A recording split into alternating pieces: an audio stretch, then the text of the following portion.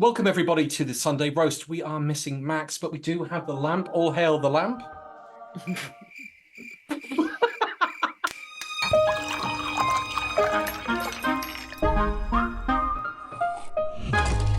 that supposed to be a Max replacement? It is the Max. Well, I mean, it's ultimately as an extra guest. It has ultimate powers. It's able to hypnotize audiences. We have two awesome guests, though.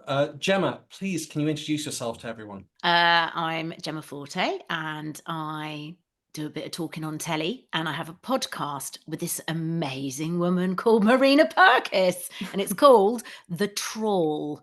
And basically, it's quite irreverent. So it's less of your kind of esoteric, super serious politics, but it is driven by passion. But we do have a laugh as well. We really unpack what's going on, and yes, it's a joy actually. It's doing well. It's a lot of fun. Marina. Hi, yes, and I'm Marina Purkiss, and I too, I'm very lucky to be working alongside Jemma Forte and having gone on this journey with the Trawl podcast, which is now doing so well. But if you haven't listened to it, honestly, it's a bit of joy and levity in a normally quite depressing world of news and politics. So do come and join us. But if you don't know me, I am on Twitter. Like basically, you'll find me calling out the government and being a bit of a Twitter vigilante, or it's called X now, but I refuse to call it X.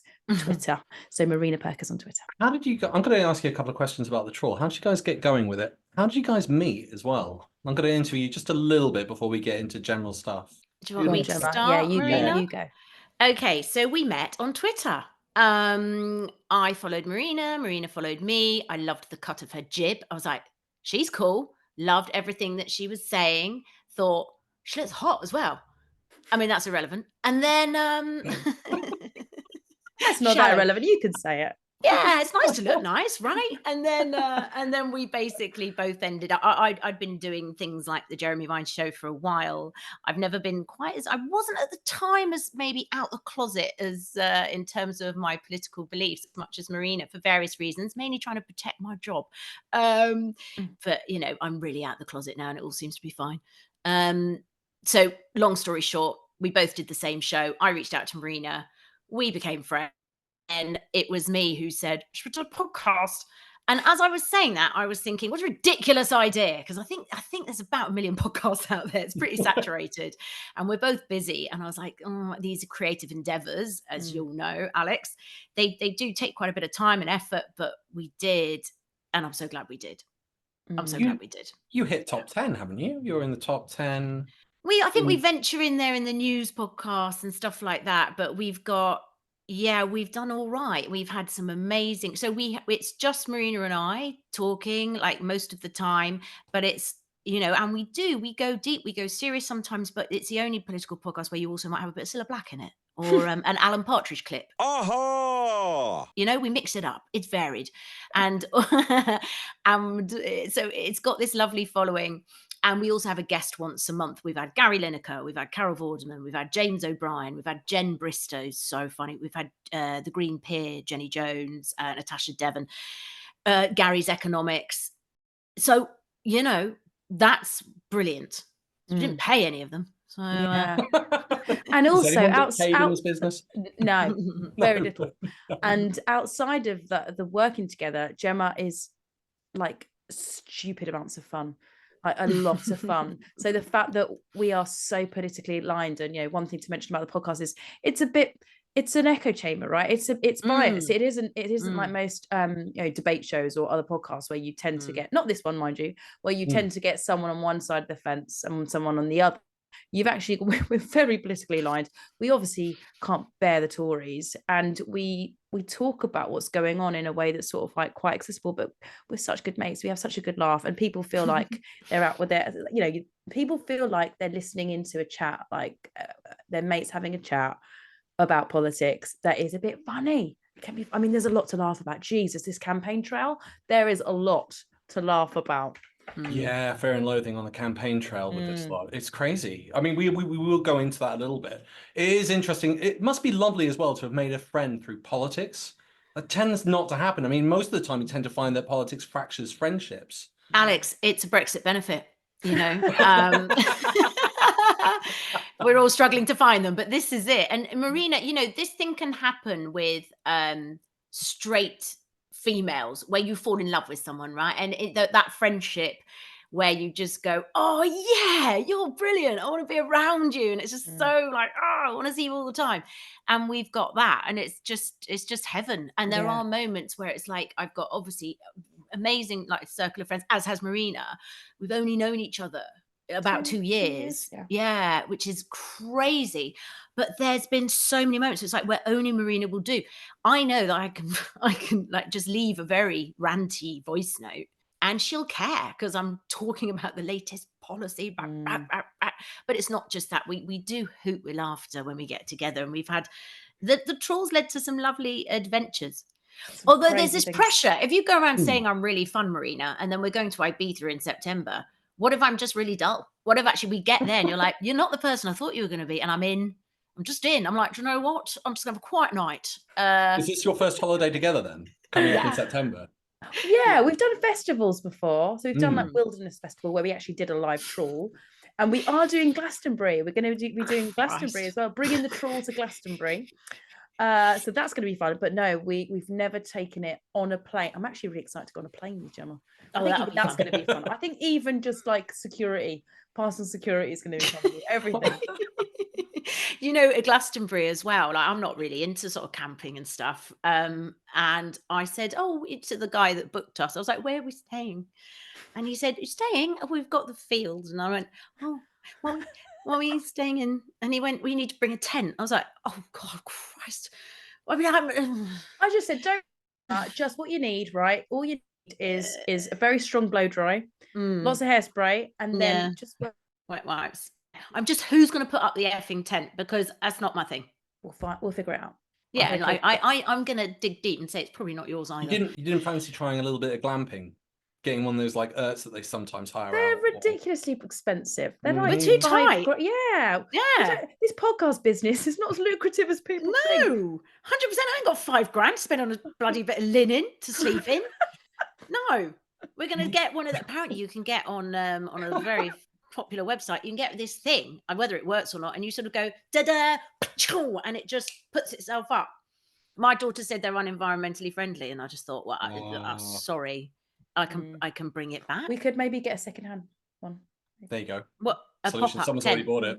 Yeah, you know, we live in Britain. It will probably be like a hurricane or something. And the tent will blow away. That's the thing that worries me. We'll come back to our tent and it just won't be there. The blow dry can only be so strong. Maybe I should buy a wig. Glue it on. Maybe. It'd be like. Anyway, we're going to bring in wigs later because we're going to talk about Trump. But in the meantime, let's talk about the general election. Let's do it. How's that going? I've been a little bit in and out of the country recently, so I'm a little bit like missing on certain points. But obviously, the thing kicked off with conscription. Yeah, that was like one of the first things that came out. And you know, you've got kids. I've got some nephews. I'm going. Do you really want them to be growing up and going into the army for a year? It sounds like it's a bit more like the Norwegian model, which is quite interesting. And I've got a bit more time for that. But also the mandatory volunteering. That's interesting. Mandatory volunteering. I said this. So this is like an oxymoron. This is like cheating faithfully or quietly shouting. You can't do it. It doesn't. The two are mutually exclusive. And also the comparison with the Scandinavian models is that in those countries there is a more reciprocated sort of system. So yes, maybe there is a volunteering that's expected from the younger people, but they'll get tuition fee payment, for example. Their education system is in a better state. Their welfare state is far better. So it just feels like, actually, wait a second, we've actually treated our youngsters like they've paid us a public service in one way or another during COVID, where they locked down to essentially protect their elders.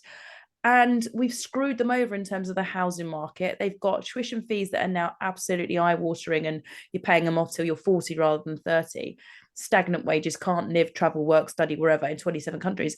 And they're expected to pay something back. What do they owe? Bugger off. Do you know, the last time my jaw was on the ground after a policy announcement, it was Rwanda. I remember just thinking, what? up and saw this, and I actually felt really viscerally angry. And I'm quite resilient with Tory bollocks, right? But I was livid, absolutely livid. I thought because as soon as I could had his one day off, he'd clearly scuttled into some room with some dickhead advisor. They've literally gone, desperation, ill thought out, load of shit, and just quite frankly, like cruel, sort of playing into this idea that all young people are this, that, and the other, like such a broad, lazy brushstroke. And actually, where I feel angry is that there is a pandemic of mental health problems, and that is for a number of reasons. One being that small children can access pornography at the age of bloody 9, and that is happening. But secondly, they've lived through the pandemic, which was their civic duty, right? That was their national service, because they're not going to die from COVID. They were protecting their grandparents, they were protecting the NHS, and they did that, right? And they haven't got any mental health services. So if you're a kid who's got this, that, or the other, you're lucky to get any support whatsoever. So for those kids, get and do this and do that. And I've got a 19-year-old and a 17-year-old, and I take umbrage with it because it's a financially shit idea as well. Because my kids work at the weekend, and my daughter's doing quite well. She's working at a restaurant, and she's going to uni in September. I need her to work because I'm going to help her as much as I can, but I'm not going to be able to be one of these parents that pays all her rent or whatever. She's going to have so much debt, and that debt has interest on it. And then you want to make it compulsory time to go in for a course. So there you go. That's mine. How are you feeling about it, Marina, with your kids? Well, all right, I'm going to be totally honest. My anger wasn't at the policy ever being enacted, because let's be honest, it's not going to be enacted for so many reasons. One, because it looks like we're not going to have a Conservative government. But two, even if they did, like, they've not explored like sanctions, for example. It's not, what are they going to do? Punish the parents? So are they going to change the framework or the definition for what is a youngster now, if parents are now responsible for 17, 18-year-olds? Is it going to be, if it's going to be a legal thing, what are they going to do? Because our judicial system's hardly there twiddling its fingers waiting for people to come along and be sentenced, and we don't have spaces in our jails. So it's basically just a never going to happen policy. So I wasn't angry, I wasn't fearful for my kids. If I'm going to be fearful for my kids, it's going to be they're never going to get on the housing ladder, or my husband and I, banker mum and dad, are going to have to help them. That's my concern for them, which I suppose because they're so young, they're like almost 2 and 3.5, sort of hoping, being optimistic that things will change. I also think if anybody's watching and it won't come in, and I think I knew that as well. I was just cross with their sort of cynicism. how desperate they are and how pathetic they are for even suggesting it, really. But if it did come in and someone came and said, "Oh, right, you're going to sign up," you just say, "Piss off." That's it. Just say that. Yep. What are they going to do? What are they going to do? What are they going to do? They'd have women like me, mums like me out in the street going, "Why are you order? Why are you order?" No, it's a fat no from me. It's funny because I mean you could play a little bit of actually like I was about to start playing the devil's advocate here, because we like to do that, because as you said, sometimes it could be a bit of an echo chamber. But do you know how they were going to fund this? Yes. So 2.5 billion pounds. There's no point in being here, is there? 2.5. I know. 2.5 billion pounds. This is going to cost because we've got that money apparently, and part of it is going to. I think 1 billion. Was it 1 billion of it was going to be avoidance by closing down, sort of clamping down tax avoidance. It's a bit like, lads, why didn't you do that before? You've been in power 14 years.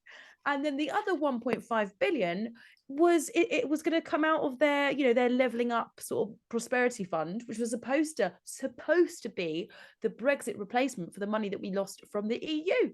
So it's like levelling up was your flagship policy, and you've now stripped 1.5 billion of its funding to pay for this, which, by the way, apparently people are saying it would never cost that much. It would cost way more. Probably. It's probably global figures, isn't it?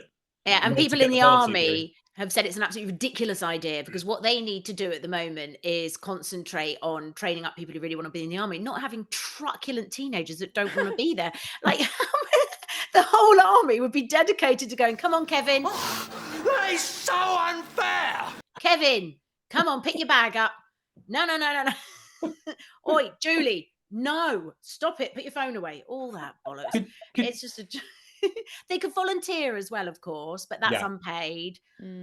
Mamma mia, they are absolutely idiots. And the worst take ever was, which is in the latest Trawl episode, I mean, because we play loads of clips in it, and it's Rachel Johnson, sister of Sir Sex Yeti Boris, and she says, well, it's a great idea because we haven't got any fruit pickers because of Brexit. How? I think it's got a lot going for it. Minette Batters said... The president of the National Farmers Union. Outgoing president of the NFU said, we need a national service. We haven't got enough people to pick our fruit. Dare she? How dare she? How very dare she? How very dare she? So they've buggered something up. There's now, because of their Brexit, her brother's Brexit, there's no more fruit pickers. And they want our teenagers to just plug the gap. There's a labour shortage. There's a massive labour shortage, and that's their policy. Nothing, there's no, I mean, this is the concern I have with the Labour Party, is like, they're going to come in, they've got an absolute wreck show.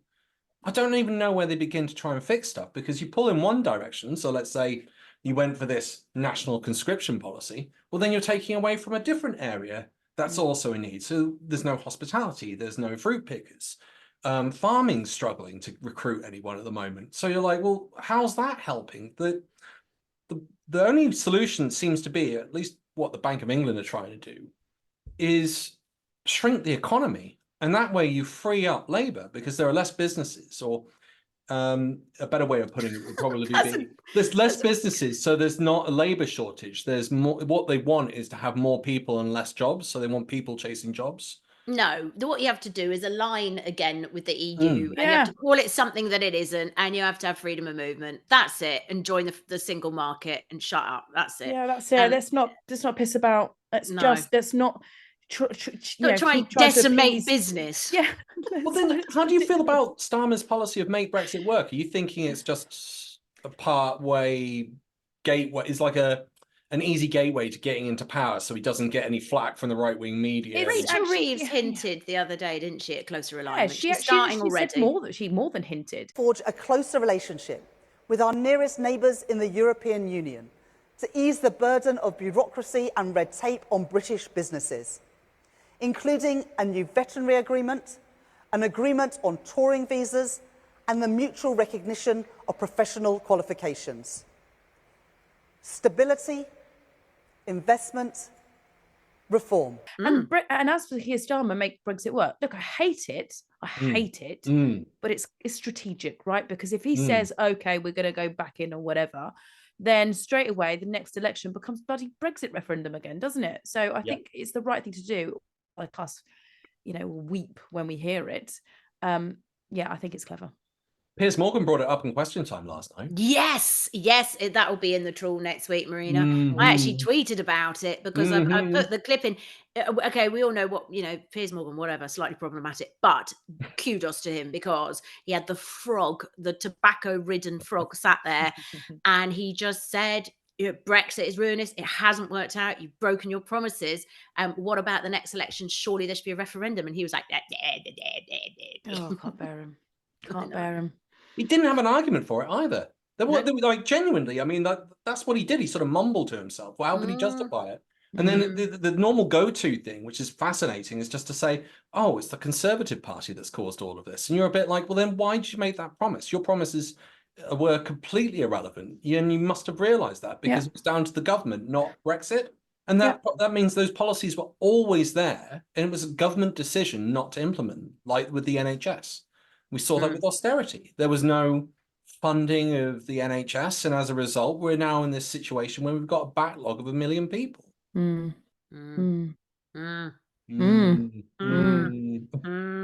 I can't bear it. I'm just so furious with the BBC as well for platforming him again. I think it was. Is it 57 times or something like that that you've been on? I know. I How was many times have we been on, Marina? I know. And also, I mean, fair enough. We're not candidates. No, We've exactly. never run. But I was just on a podcast just before this with Count Binface. Yeah, he does a podcast. Little ledge that he is. He is a ledge. And you could argue, has got more reason to be on Question Time than bloody Nigel Farage. Anybody has. Look at the Green Yeah. leader, Ed Davey, for frig's sake, someone from the SNP, Nigel Rejoin Farage, EU party. unelected. How many times has he stood for election and not got? I think it's 7 8 or something. Yeah, Seven times. BBC So Question basically, Time. God. just a complete joke. And also the fact that he's not even doing anything to help reform during this election. So he doesn't give a stuff. And he wants to go and help the convicted felon over in so great. So Well, go and stop bugger being off. on Question Time. He did promise to leave if Brexit failed. Brexit has failed. I'm sure that my memory is not deceiving me, but didn't he once say this? If Brexit is a disaster, I will go and live abroad. I'll go and live somewhere else. Good. And yet, Go. I very rarely hear anyone pull him up on that promise. It used to. So basically, I think the KPI for BBC Question Time has changed, because it used to be probably not that sensationalist, just a political discussion show, debate show, whatever. And now you can see from the people that it's booking, it's clickbaity, and it's going down the populism route. Yeah. And why do we have people? And also, come on, like, why do we have the think tanks on there? If you're a think tank and you've got people that fund you that are, don't declare their interests, then what the bloody hell are you doing on BBC Question Time? They did have an amazing female bishop who was good. Wes Streeting was on, fair. What I will say is that the BBC creating that, or is that just the way the world's gone now? You know as well as I do that shows that we go on, it's about the clips, really, and the trouble is that clip with Piers Morgan versus Nigel Farage, and I agree, I don't want to see him, but actually that was a good moment. Yeah. And it's gone viral, and at least somebody has sat, whoever it is, I don't care, and said that in front of him, and he didn't have an answer. So in terms of his publicity yesterday, perhaps you could argue people who believe in him would go, Piers Morgan saying that, that's interesting. Maybe there's an argument to say that was a good moment. I think there is an element of that. There was a lot of pushback on Twitter in two ways. So I've seen a lot of people saying that they want to see more balanced on the Question Time and in the BBC for Rejoin. That lineup was pretty much all Brexit. I mean, I don't know what the bishop's position was, but Piers Morgan, he was Remain, but he then said, well, that's the will of the people, so we've got to enact it. So he's always been sort of a bit flip-flappy, even though I'd probably say if he had the choice, and after Question Time he brought it up. But we've been watching all of this stuff come up over the last, 8 days? When's Brexit been brought up? It's the elephant in the room. But I know it's the elephant in the room. But Labour just can't now. They can't make it another Brexit election, which the last one was. And actually, the Greens have ideas on it. The Lib Dems are parroting, of course, they would rejoin straight away, but no one hears them. No, you've got to. Poor Ed Davey's got to slide down a water slide for anyone to pay any attention to him. He's done everything. He's been on a bike with his legs open. It's so undignified. It's so undignified. I don't mind it. Do you know what? I actually don't. do. How many years has that man been trying to get a bloody voice? Has he been trying to get some airtime, some attention, some media attention, a platform? And he's gone, do you know what? It's not bloody working. Give me that paddleboard. Fetch it. Bring it in. Marina, this bodes well for the Trawl publicity. I want you to go into Leicester Square. I want you to have one booth painted with the and the second booth painted with Trawl, and wander around and get us some listeners. Yeah? You know what? I reckon that would do really well, right? But sadly, I'm not that sort of person. Because why? Because you've got dignity. That's why, Marina. And that's my point. Ed Davey, come on, you're better than that. You're actually an intelligent man who can make a good speech. Hang on a second. I would go down. I'd go down a water slide for the Trawl. I'd get on a bicycle for the Trawl. I don't want to be filmed going down a bloody water slide. I say this will be an IB film. All right, falling off a paddleboard. You Do you know reckon he you will. did? Do you reckon you did it on purpose? What? Fall in 5 times. Mm, Five No. times. Paddle boards are tricky. yeah. You've got to be, if you're standing up, not on your knees. I've done quite a lot of paddleboarding. You have to have a sort of core of steel. And if you're not concentrating and focused and you're trying to have a chat, you fall off. And you've got to be in the middle of the board, and you have to slightly bend your knees, and you have to have a core of steel. And if it's we're talking about paddleboarding now. If it's a very still, you're fine. The minute there's a wave, Mm. You're done. You're doomed. You're- Well, it was you're interesting because obviously you fell into a Lake Windermere, which is just full of pollution, full of shit. Yeah. full of shit. So Mm. I get the impression he did it on purpose, and I think it actually worked, which is terrible because it means that the only way the Lib Dems could get in the mainstream media was to fake throwing himself into the lake Yeah, on but come 5 on, Alex, it's separate like occasions. it's like zipline moment. You know, there are things that whether we like them or not, they stick out. Get me a ladder. And they are amusing, appeal, or and interest certain parts of the electorate that don't care when he's standing up in a suit making a speech. I wonder if that's the point, that they've said be a bit more Johnson. Because he's a character and everyone thought it was so funny. I mean, I thought it was as funny as okay, I think that bit. I think Boris Johnson is as funny as going to the fridge for a glass of milk and drinking it, and before you realise it's off. That funny. We've Sour all milk. done that. We've All done that. You're like, yeah, that's how much Yeah. he made me laugh. And yet it did make front page. And he was comms officer. He was comms officer for the Lib Dems, so he must have a bit of savviness. So I'm a bit like, has it really got to that? Because a lot of the policies haven't come through. Like we had the conscription, which managed to get through, but Labour's policies on the NHS got blocked out because of Diane Abbott and all the furore around that. We managed Then to you get had- voting younger, didn't we? They managed to get that out before they 16 to absolutely 17. stuffed it. Yeah. But then you get into this bigger thing about mainstream media and the issues around that, and whether or not. I mean, it's quite interesting because we're obviously on here and we're all growing as podcasters and YouTubers, and we're getting a bigger and better audience. Even Piers Morgan is out.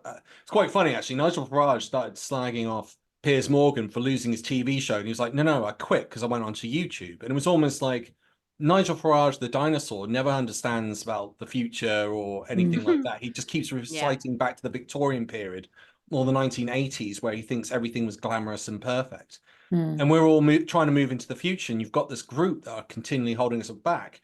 I've heard YouTubers describe YouTube as the new Hollywood, and it was odd that Farage was slagging off Piers Morgan about being on YouTube as if it was a bad thing, but he'll have more reach on that if he builds up an audience. Have you? It's unlike Farage to be out of touch with reality.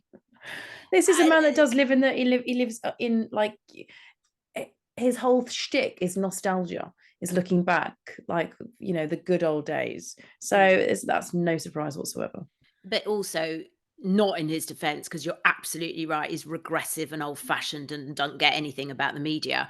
But I guess the media landscape has changed because he's sort of making that little spiteful jab, because of course if you're a traditional broadcaster in the sense of the word, on a national broadcaster, who wants to reach, he would still think it was more prestigious to be on ITV, to be on BBC. And there's a tiny bit of truth in that. And I don't know what the demographic on YouTube is, certainly younger. Yeah. And so that's good for Piers Morgan. Of course, it's good for anybody. But Nigel Farage's audience, I don't think are watching much YouTube. Probably not. Well, his figures aren't great. Your figures are better, Marina. I've definitely seen that. Oh, really? Max- Wow. My figures are better than Nigel Farage's. Yeah. He gets Hey, rubbish figures. So does Lee facts. Anderson. They get Oh. awful figures. I've got some of my videos are definitely better than what GB News has ever produced. I've got one that was 500,000 views. Blimey. So They they're have older. actually. what was And the they 500,000? It was me and Jacob Rees-Mogg. Marina, you don't think the culture wars really exist? Do you think they're essentially a right-wing... Oh, no, I think they exist because people like you and your party in government, they desperately need them to exist because what else are you going to win the next election on? So they needed you to come on there to fix their programming. Which is why I would never wanted to do it. I didn't want to ever help their numbers, but it was an opportunity that had to be taken. Too bloody right. And YouTube is the way forward. You know, of course it is. Nigel Farage's never going to understand that. Apparently his TikTok's got 1 million subscribers. Wow. don't know That how is he's done that. interesting. That is interesting. And also, you know, bearing in mind, like, I'm 10 years older than Marina. I don't even know what our demographic is, particularly on the Trawl. We haven't really looked into the analytics, but it's interesting, isn't it? It's like outlook is really important. You know, looking forward, understanding how the media landscape is changing. Like, I'm so glad to have a podcast. Podcasts are where it's at. And, you know, actually TV is, I know we didn't come on to talk about media, but TV is dying, and it's a bit sad. It's something that I've been involved with since I was 18. I was in production, and then I was a presenter for years, and then I've always been a jobbing TV person, right? But you've got to be pragmatic in this life. So what I say to my kids: you might have 5 careers in your lifetime, 6 careers. You've got to change. You've got to be, you know, resilient and progress. So I think 2/3 of TV staff at the moment are out of work. Yeah. It's so sad. It's so sad, but they're just, you know, not able to justify the budgets anymore. Advertisers aren't paying the same money. It's all going to places like YouTube and Instagram and so on. So yeah, Nigel, wake up, smell the coffee. Don't, because we don't want him to have a bigger reach. He's got enough reach as it is. Have you actually been invited on a Question Time or any of the BBC politics programs? Considering how big you guys are. Question Time, they called me about a year ago, and they did the whole sort of screening. I had a conversation for about 45 minutes, and they're like, great, we've got you on file. When we come, like, you know, depending on where we're going around the country, we'll give you a ring. It's never happened. And then, like, sometimes is it BB? What's the other one?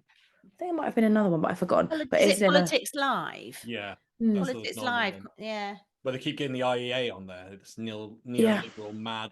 There's a box of frogs group. I don't get asked to do anything. I think they hear my potty mouth on the Trawl and just go, no, she's an idiot. That's just not true. I do Sky and I do Jeremy Vine, and, you know, one day, hello. I think also we've been a little bit scathing of the BBC. I certainly have. I mean, just ahead of the Nigel Farage appearance on Question Time, I put out a tweet with the announcement of him going on saying, BBC, you absolute bellends, and it sort of, you know, it was liked thousands and thousands of times, shared. That might do it. Yeah. And you know what? I don't care. I'm not after a gig on bloody BBC. I think I love their output, of course, on their other channels and whatever, but the political output, and Laura Koonsberg, like her doing election night coverage, no thanks. I'm all right. Yeah, and also I think sorry, Alex, we talk so much. I'm so sorry.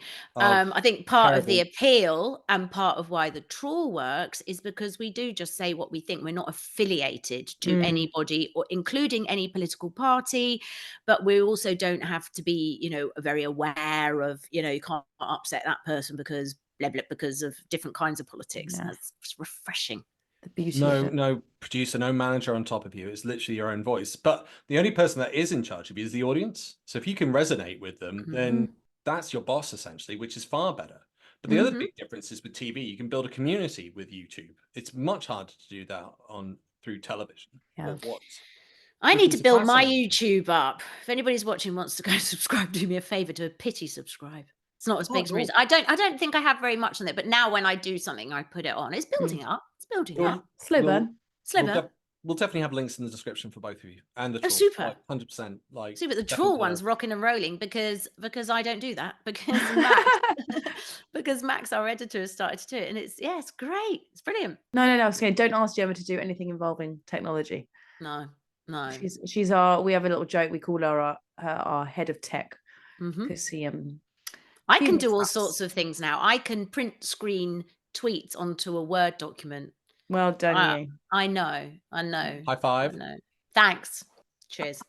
It's all, you know, learning. There's lots of I can do that other people can't. I've written 5 books.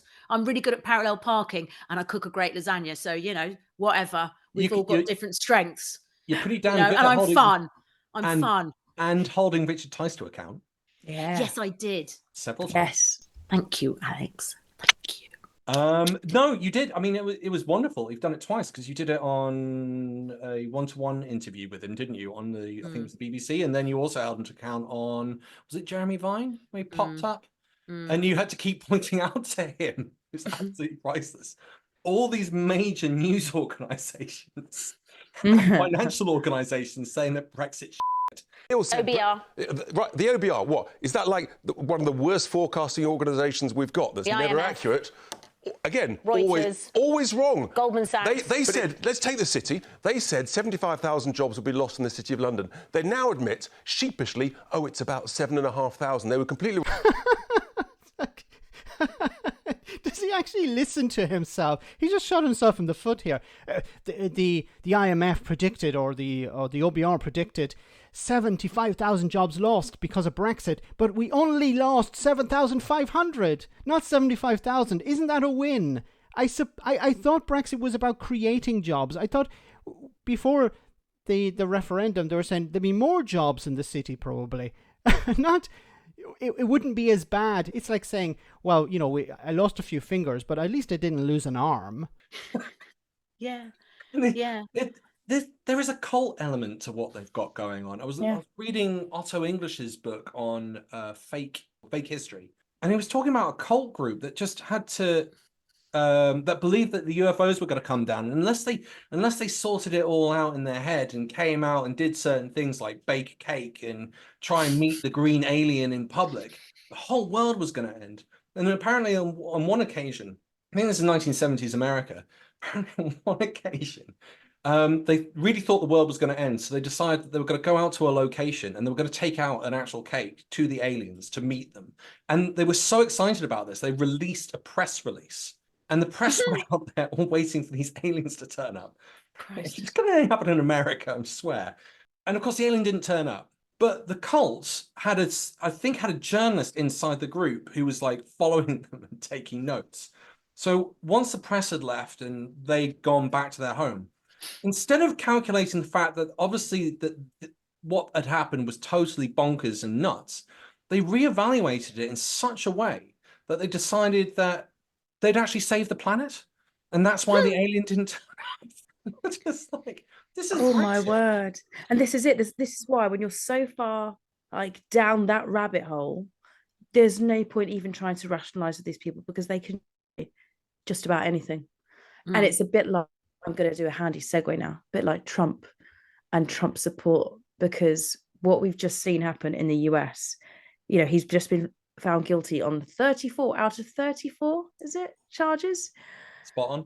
And yet, reportedly, there's been a surge in popularity for him. I think 24% of Republicans say that, no, 24% more say that they would now vote for him. And I just think it's that, isn't it? It's like he's now become even more of a martyr than he was before. Okay, I think, you're right. But I think there's a lot of undecideds in the middle somewhere who will be put off.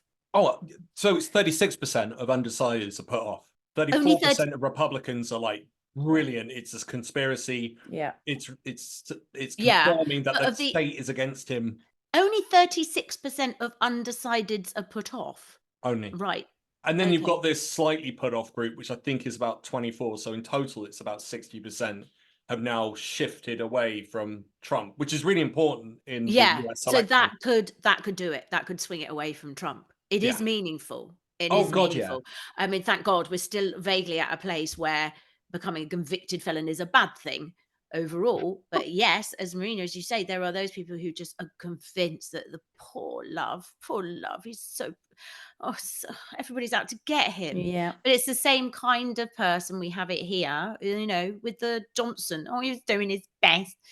And we only had a bit of cake. You know, how many times did you hear that? And you think, oh, for God's sake, come on. No. What did you see? Rishi got pulled up on that in Buckinghamshire in a factory. Good that you sort of mentioned trust there.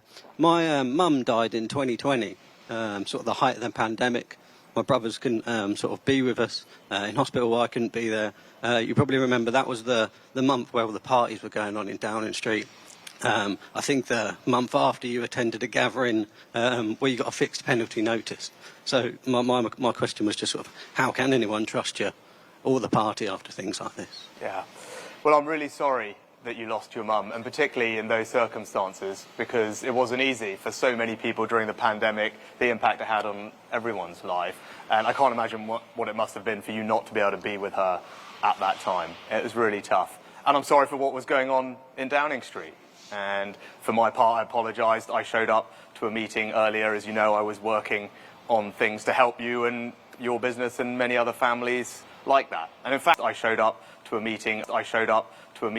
Yeah.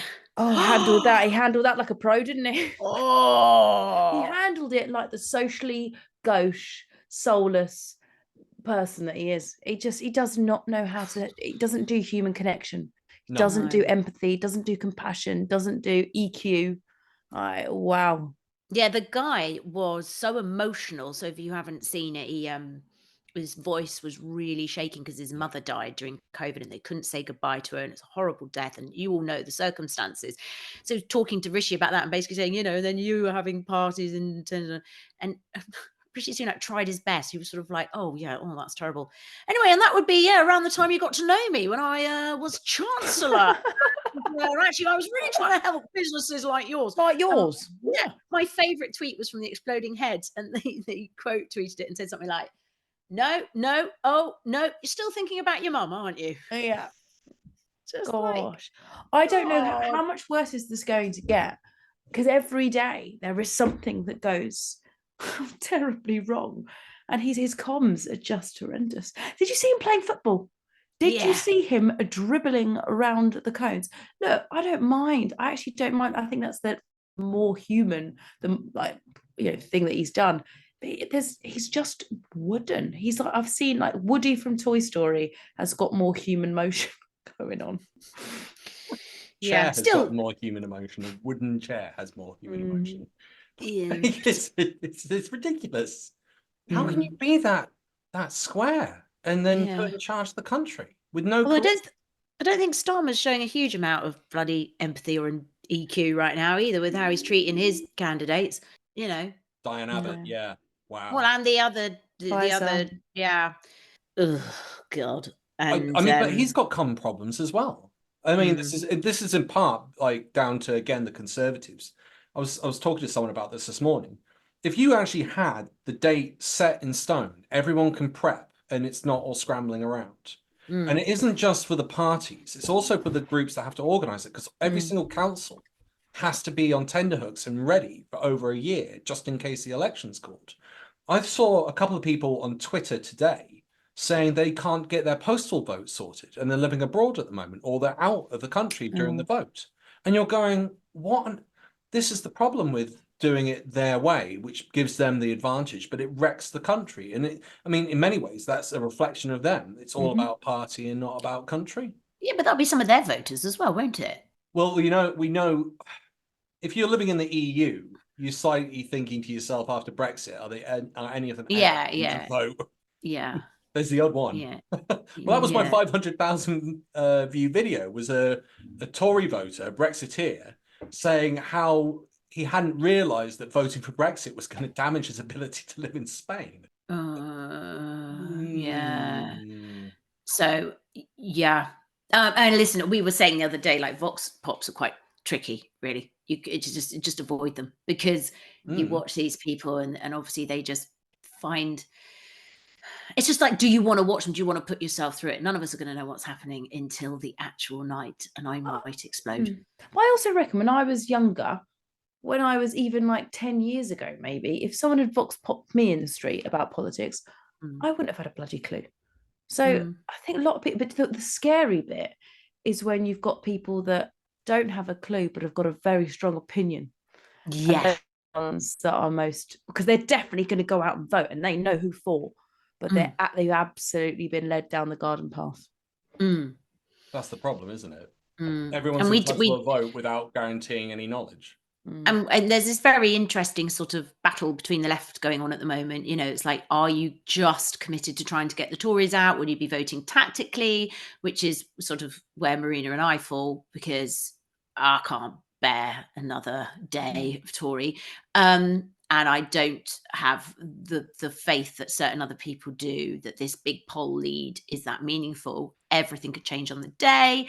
And then, of course, you've got the group who are like, Starmer and how he's changed the party is not speaking to me. It's not progressive enough. I don't feel comfortable giving him my vote. And so I would rather go elsewhere. And if that means the Tories getting in again, almost so be it. Although I don't think they do think the Tories will get in. I think they think it will just be a small majority.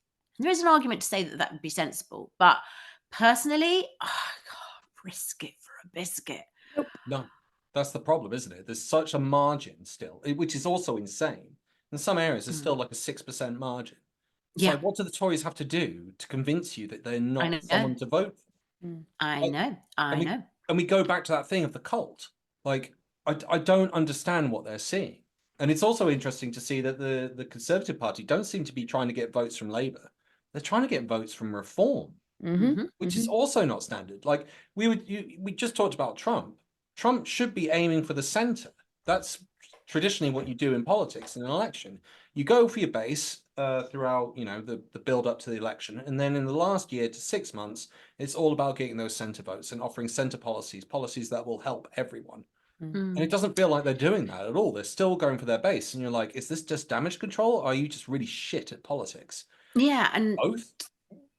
To be really clear, like in an ideal world, which we don't live in, I would love to see a plethora of Green MPs with a bit of Lib Dem in there, smatterings as well, because of I like a lot of their policies, and a more of an old school Labour and a whole change.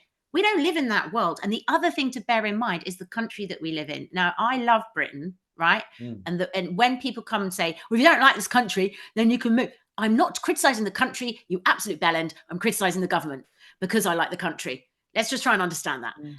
But the country that I've lived in all my life is centre-right, really.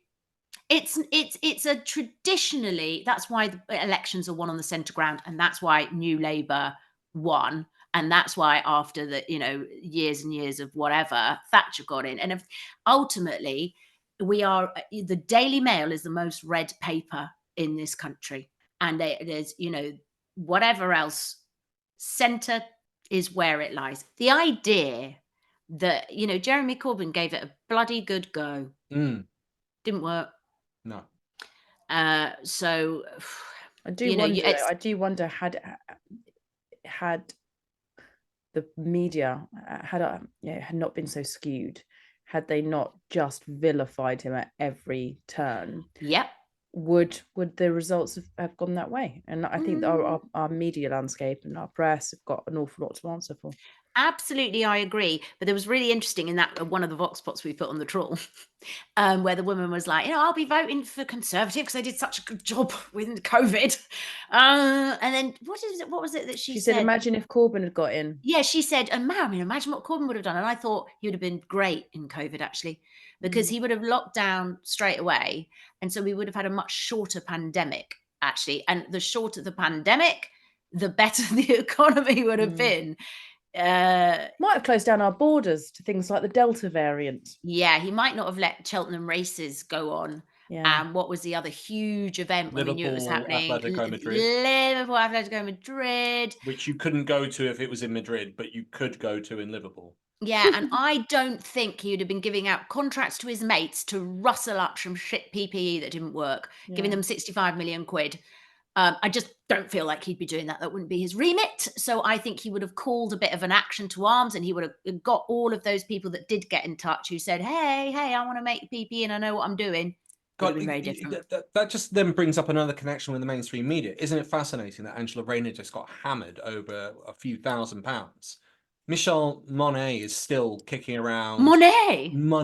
Still kicking around. Like, we get better trolling and dealing with these people, like led by donkeys, like who changed the name of her boat, which was just priceless because our media won't go near someone like that. Scouring the world for Michelle Mone's yacht, and now we found it. The government says it can't afford to pay nurses and other workers a fair wage. But there was enough money to dish out PPE contracts to Tory cronies. So here it is. We all paid for this yacht, and that's why we've renamed it. Yep. And it's a bit like Rishi Sunak and his wife, they're making money. They're putting food on the table with the money from Infosys, who are still dealing with Russia and allowing Russia to have economic escape routes from all the sanctions that the rest of the world are putting on them. But again, what's the media really done in terms of like investigating this and broadcasting it? But when it comes to Angela Rayner, they'll hammer her for a few grand.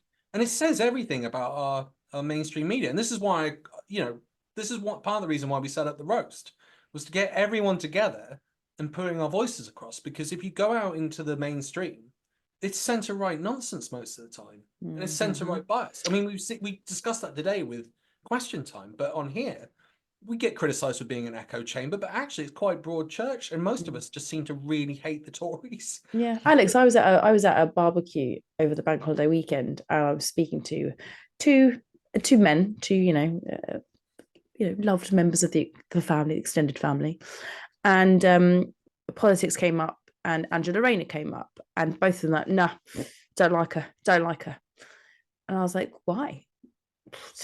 Just don't like her. I was like, articulate to me why. I don't know, just don't. And I just thought, that is the influence you don't think you're influenced by. But if you can't tell me why you think that way, then that's not your opinion.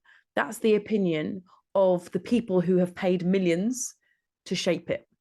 I can't imagine being so like opinionated about something and not liking someone and not being able to tell you why, unless of course they didn't want to say because she's a woman, because she's working class. And I was trying to say to her, to these two guys, who do you think is gonna look out more for your kids?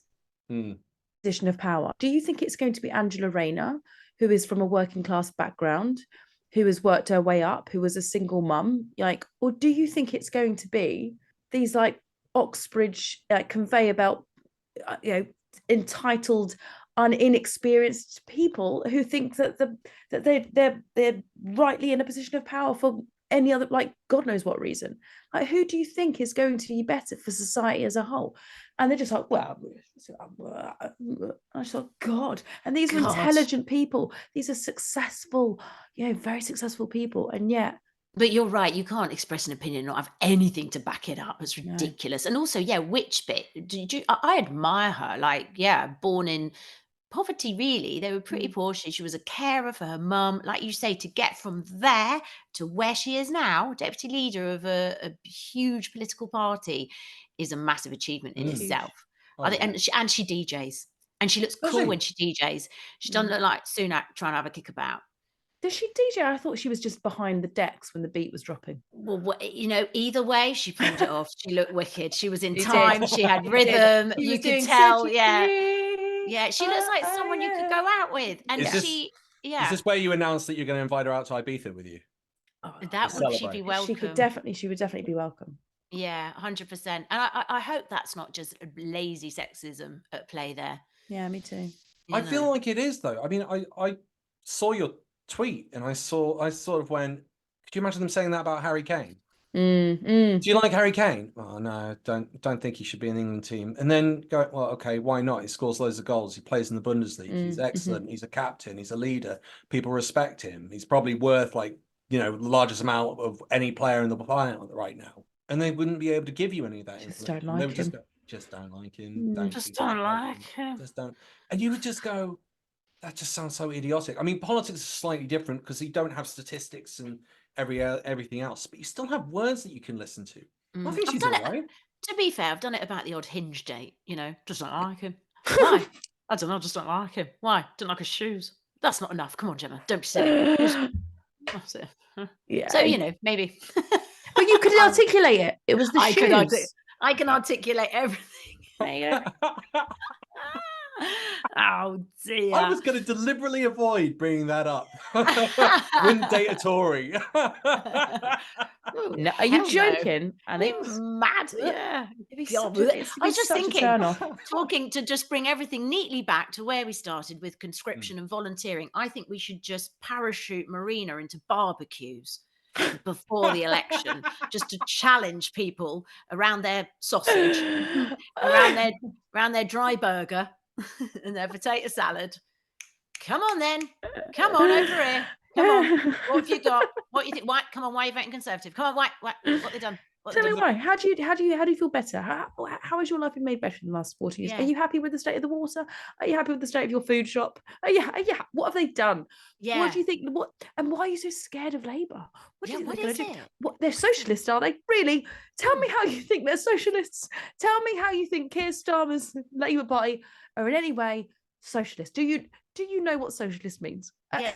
Do you know that the NHS is a socialist endeavour? Do you know what we do? We get a double parachute with the Trawl written on it. This is a mixture of marketing and civic duty. And we go double style, bit like Boris Johnson on the zip wire. We get thrown out of a plane and we land in barbecues. Could also be a TV series, getting a bit Partridge now. I've got a series, right, ITV. This is what it's Marina Purkiss and Jemma Forte from Trawl. There's a parachute. And we guide them with a drone into a barbecue. Got to be in a conservative area. Challenge Go to Annika Kent. meets Callum Partridge. And we film them, and by the end of the series, they've traumatized somebody into voting differently. On that note, thank you ever so much. Oh, thank you, Thanks, Alex. Thank you. Such a shame Max isn't here. Yeah, damn him and his. Hello, Max. Where is he? Oh, yeah, we know, don't we? We know. He'll be back next week. It's one of those things. On that note, hail the lamp. Thank you to the Trawl. Thank you so much for coming on. Absolutely wonderful. Thank you. Peace out.